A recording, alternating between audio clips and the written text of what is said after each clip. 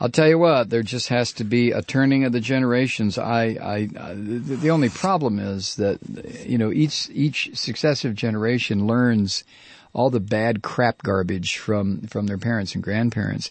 This is true with racism. It's also true with, a sick interpretation of the U.S. Constitution. How many kids are told? We're just to the point of with Molly, our 8-year-old, our third grader, of letting her know. And it's coming organically. We were in Savannah, and she saw a picture of what was the guy's name? One of the big time British Oglethrope, who established a 100,000 acre plantation. And Molly's first question was, well, what about the people who lived there before he came? Well, good question, third grader. So, if the kids are given the truth, whether it is about U.S. imperialism or U.S. genocide or the racism and slavery, if the kids are told the truth, maybe some of the stuff can be turned around. But it's this older white generation, white folks who are 45 and up. I'm sorry, I don't mean to say 45-year-olds are old, because you all are not,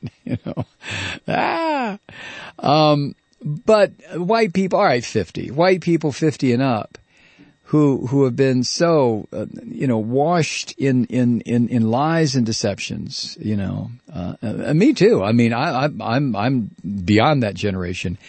And when I think back, it's just like that Paul Simon song. When I think back on all the crap I learned in high school, it's a wonder I can think it all. But it wasn't just high school, was it? Huh? All the garbage, sometimes really, truly.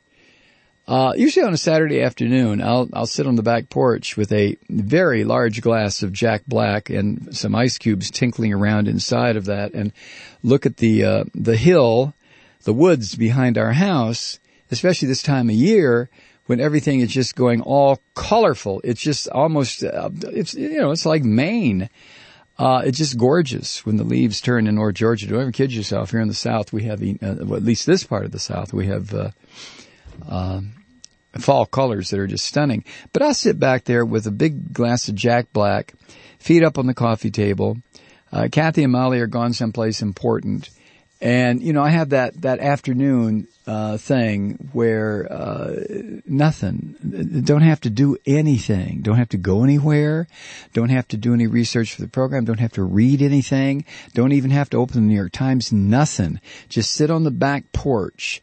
Rusty, the dog, would jump up on the couch next to me and go to sleep. And I'll be staring out there at that hillside and those leaves turning color. And I'll just sip away at this Jack Black and start thinking about, Jesus God, the stuff I was told as I grew up. Wow. And I just reflect on it. I really do. I don't know if you ever do this. It's a little dodgy. It's kind of a dodgy exercise unless you're also, drinking while you're doing it. Then it's not quite so dodgy because you don't fixate.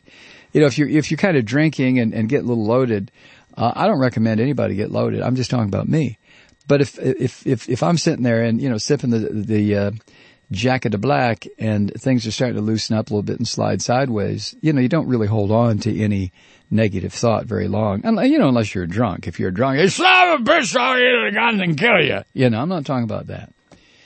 I'm talking about just that afternoon, fall, Jack Daniels in a glass and thinking about, man, was I told some crap or what?